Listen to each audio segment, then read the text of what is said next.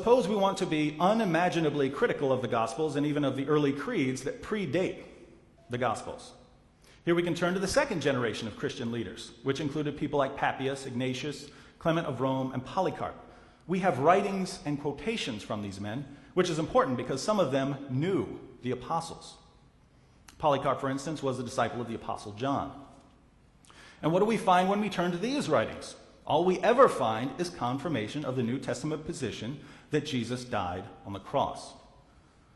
But even if we decide to throw out all Christian testimony, we would still have to conclude that Jesus died by crucifixion, because we can see it using non-Christian sources. For instance, we know that the first century historian Thallus was aware of Jesus' execution, because in 52 AD, just 20 years after Jesus' death, Thallus tries to explain the darkness that was over the land during Jesus' crucifixion. Later in the first century, the Jewish historian Josephus, in Book 18 of his Antiquities, mentions Jesus' death by crucifixion under Pontius Pilate. Not long after that, the Roman historian Tacitus, in Book 15 of his Annals, also says that Jesus was executed during the reign of Pontius Pilate. We could go on to discuss other sources, Mara bar Serapion, Lucian of Samosata, the Jewish Talmud, the writings of heretical groups, and so on, but it should be clear by now that all of the evidence we have tells us that Jesus died by crucifixion. And I challenge Shadid to find a single source written within a century after Jesus' death that says otherwise. The evidence, from a historical perspective, is conclusive.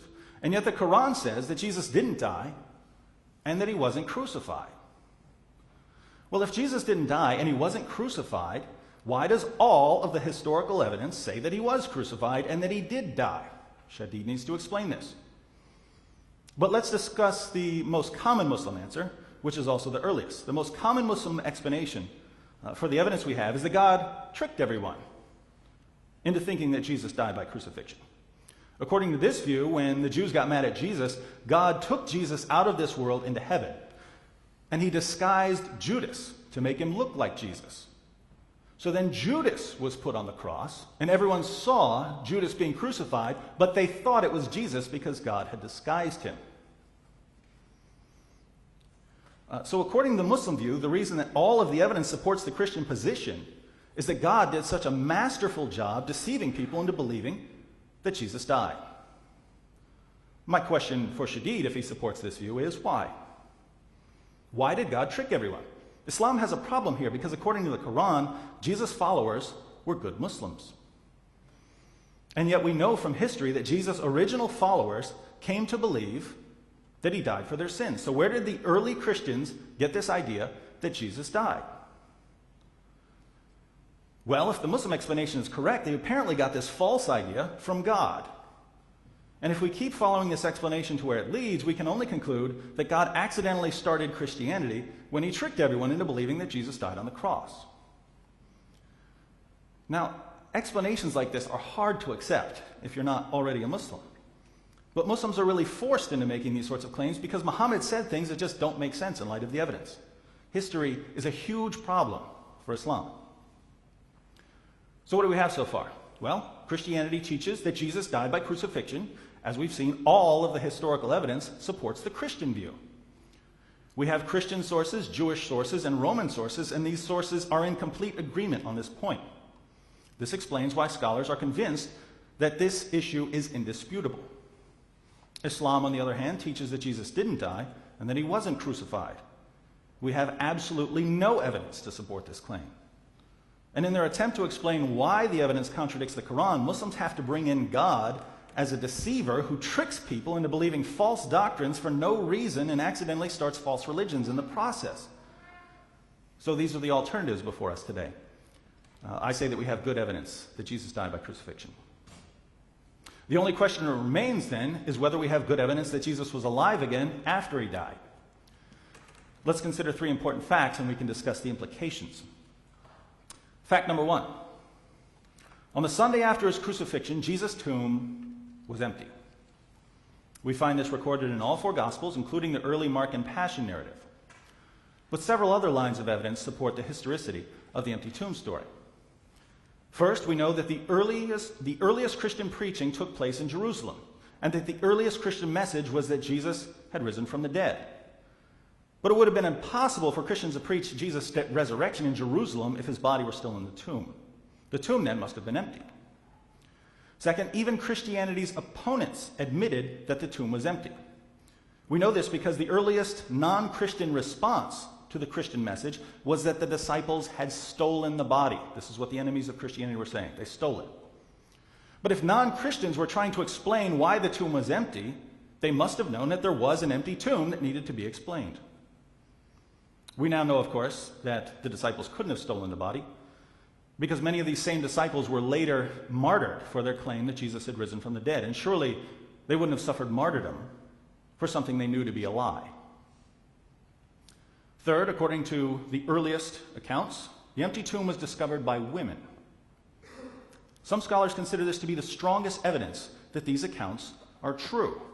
In first century Israel, the testimony of women was considered far less reliable than the testimony of men. It follows then that if Christians were inventing the story of the empty tomb, they would have said that the tomb was discovered by male disciples like Peter, James, and John. So the only explanation for women being the primary witnesses of the empty tomb is that they really were the primary witnesses of the empty tomb. But if that's what really happened, then Jesus' tomb was empty on the third day after his crucifixion.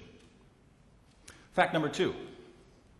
Jesus' followers were convinced that he had appeared to them, risen from the dead. Although scholars certainly don't all agree that Jesus returned to life, almost everyone does admit that Jesus' followers believed that they had seen the risen Jesus. In the study I talked about a moment ago, Habermas found that the vast majority of scholars hold that the disciples had experiences that they believed were appearances of the resurrected Christ. Scholars disagree about the nature of these experiences. Some say Jesus really appeared. Others say that the disciples must have been hallucinating because people don't rise from the dead. But nearly everyone agrees that the disciples sincerely believed that Jesus had appeared to them. According to Gerd Ludemann, the atheist New Testament scholar, it may be taken as historically certain that Peter and the disciples had experiences after Jesus' death in which Jesus appeared to them as the risen Christ. Likewise, Paula Fredrickson states, "I know in their own terms what they saw was the raised Jesus. I'm not saying that they really did see the raised Jesus. I wasn't there. I don't know what they saw. But I do know as a historian that they must have seen something." And we can't forget Bart Ehrman, who says that we can say with complete certainty that some of the disciples at some later time insisted that A, women from their group went to anoint Jesus' body for burial and found it missing, and B, he soon appeared to them, convincing them that he had been raised from the dead. Ehrman also says that it is a historical fact that some of Jesus' followers came to believe that he had been raised from the dead soon after his execution. Now, why do scholars agree that Jesus' disciples believed that he had risen from the dead? Well, we know from history that the apostles were preaching that Jesus had appeared to them. We know this from the early creed we talked about, which says that Jesus appeared to Peter, to the rest of the apostles, to James, and to more than 500 people at one time. Again, this creed goes back to within a few years of Jesus' crucifixion, and some say within months. We also know from the Gospels, from the letters of Paul, and other New Testament writers, and from the writings of the early church fathers, that Jesus' disciples were preaching that he had appeared to them.